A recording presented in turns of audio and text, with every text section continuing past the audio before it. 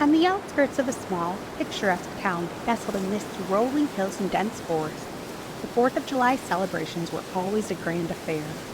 Families and friends gathered in the historic town square, eagerly anticipating the fireworks that would light up the night sky. But this year was different. Amy had recently moved to the town, drawn by its quaint charm and the promise of a fresh start. She had purchased an old Victorian house at the edge of town, a beautiful yet eerie structure with its overgrown garden and creepy floorboards. Despite warnings from some locals about strange occurrences on Independence Day, Amy was undeterred. She was determined to embrace her new life and immerse herself in the community's traditions. As dusk settled on the 4th of July, Amy found herself caught up in the festive atmosphere. The town square was adorned with patriotic decorations, and the air was filled with the tantalizing aroma of barbecues and the laughter of children playing with sparklers. She wandered through the crowd, exchanging smiles and small talk with her new neighbors, feeling a sense of belonging she hadn't experienced in years. Near the fountain in the center of the square, Amy spotted an old man sitting alone on a weathered bench. He appeared lost in thought, his gaze fixed on the horizon where the first stars were beginning to twinkle.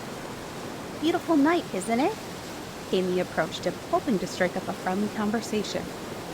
The old man turned to her slowly, his weathered face creasing in a melancholic smile. "Aye, it is indeed," he replied, his voice carrying a hint of sadness. "But beware, young lass. This night holds secrets darker than the night itself." Amy's smile faltered slightly at his cryptic words, but she quickly dismissed them as the ramblings of an old-timer who perhaps enjoyed spinning tales to scare newcomers. She thanked him politely and moved away, joining a group of locals who were debating the best vantage point to watch the fireworks. As the sky darkened further, anticipation mounted. The first explosion of fireworks erupted in a dazzling display of color and light, drawing exclamations of delight from the crowd. Amy watched in awe as bursts of red, white, and blue painted the heavens above, casting a magical glow over the town square.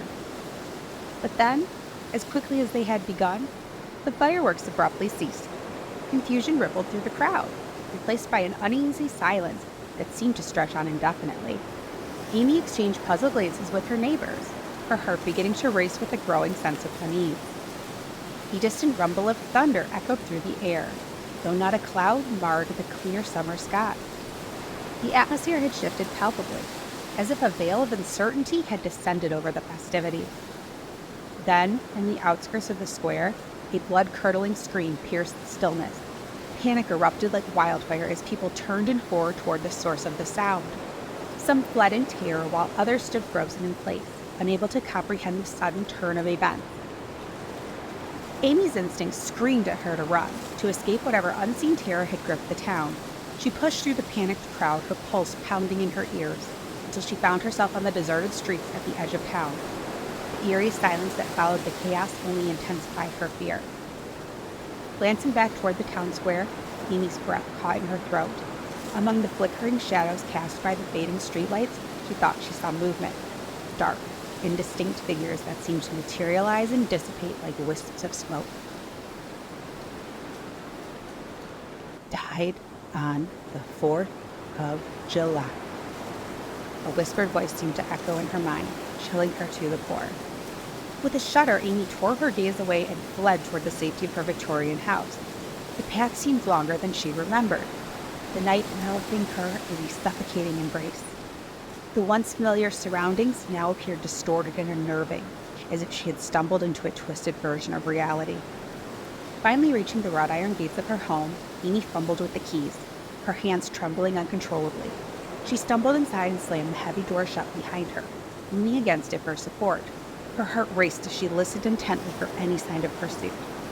The only sound that filled the house was the pounding of her own heartbeat. Amy sank to the floor, her mind reeling with fear and confusion. What had she witnessed in the town square? Were those apparitions real, or had her imagination been warped by the eerie atmosphere of the night? The old man's warning echoed in her thoughts, and she couldn't shake the feeling that she had stumbled into something inexplicable and terrifying.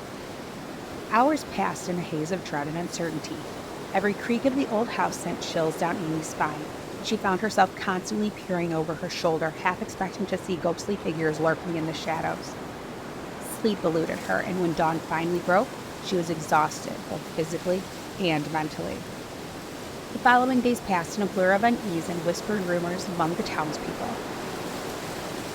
Amy ventured cautiously into town, where she encountered wary glances and hushed conversations that ceased abruptly whenever she approached.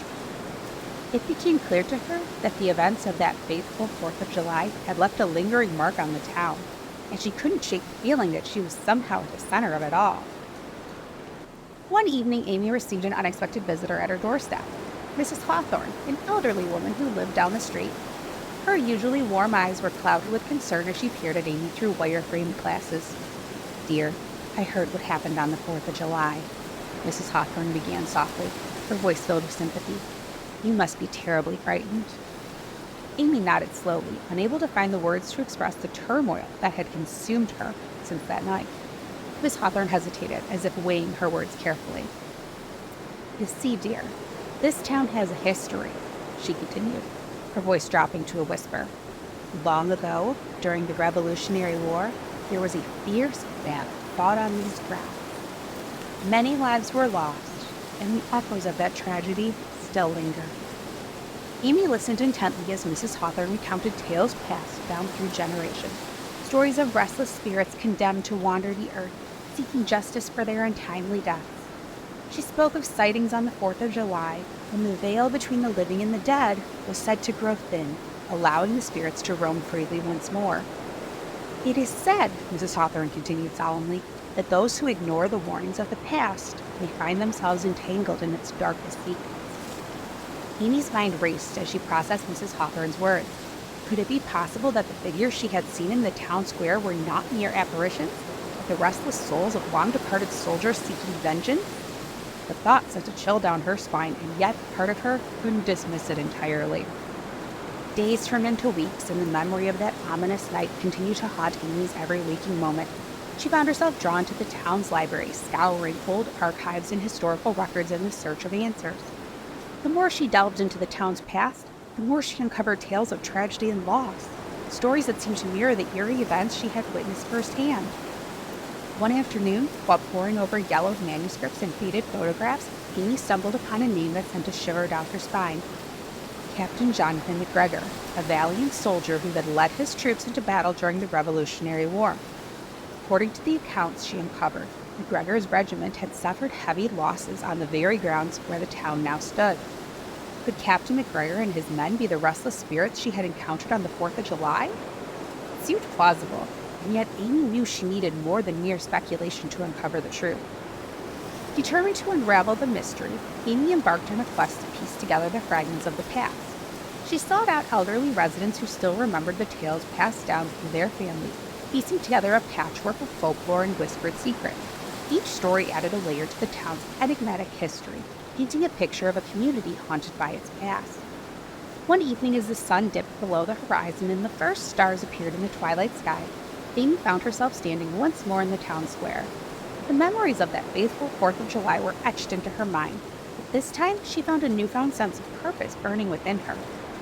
Gathering her courage, Amy closed her eyes and whispered a silent prayer to whatever forces may be listening.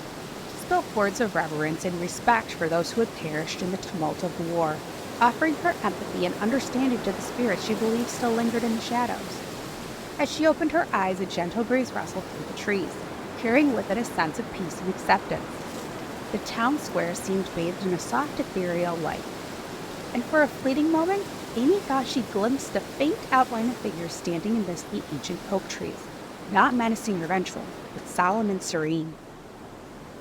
"Died on the 4th of July," a whispered voice echoed in her mind once more, but this time it carried a hint of gratitude rather than fear. With a heart full of newfound understanding, Amy turned and walked away from the town square.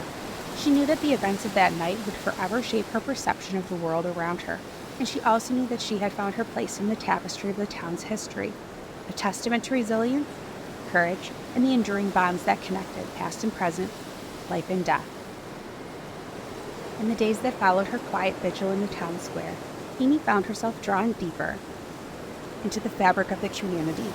She volunteered at the local historical society, helping to preserve and digitize records that chronicled the town's rich history. She listened intently to the stories shared by elderly residents, each tale adding new layers to her understanding of the town's enduring spirit. As summer faded into autumn, Amy's Victorian house became a haven not just for herself, but for others seeking solace and connection. Neighbors stopped by for tea and conversation, sharing memories and forging friendships that transcended the boundaries of time and space. The old man who had warned her on that fateful 4th of July became a frequent visitor, his tales now told with a twinkle in his eye and a hint of mischief. Together they pieced together the puzzle of Captain Jonathan McGregor and his regiment, unraveling the threads of history that had been woven into the very fabric of the town. They discovered letters penned by McGregor himself, chronicling the hardships and heroism of the soldiers as they fought for independence. Amy pored over these artifacts with reverence, feeling a deep connection to the past and a profound respect for those who had sacrificed everything for the freedom she now enjoyed. One chilly evening, as the leaves began to turn golden and a crisp breeze swept through the town, Amy gathered with her newfound friends in the town square once more. This time there were no fireworks or festive celebrations, only a quiet reverence that hung in the air like the first frost of winter. Together they lit candles and placed them around the fountain, their flickering flames casting dancing shadows on the cobblestone. Amy stood before the gathering, her voice steady yet filled with emotion as she spoke of the souls who had died on the 4th of July. She spoke of their courage and their sacrifice, of the bonds that connected them across centuries to the present day. And as the final candle was lit, a sense of peace settled over the town square. The shadows that had once seemed menacing now felt like whispers of gratitude carried in the evening breeze. The spirits of Captain McGregor and his men seemed to linger in the gentle glow, their presence felt but unseen, their stories woven into the tapestry of the town's history. From that day forward, the 4th of July in the small, picturesque town took on new meaning. It became a day not just of celebration, but of remembrance and reflection. Each year the townspeople gathered at the fountain to honor the fallen, their candles illuminating the darkness and reaffirming the bonds of community that had endured through time. Amy continued to live in her Victorian house, surrounded by the echoes of the past and the warmth of her neighbors' friendship. She knew that the events of the fateful 4th of July had forever changed her, guiding her toward a deeper understanding of the interconnectedness of life and the enduring power of memory. And as she looked out over the town from her window, watching the sunset behind the hills, she felt a sense of peace knowing that she had found her place in the story of the town, a story of resilience, courage, and the enduring bonds that connected past and present, life and death.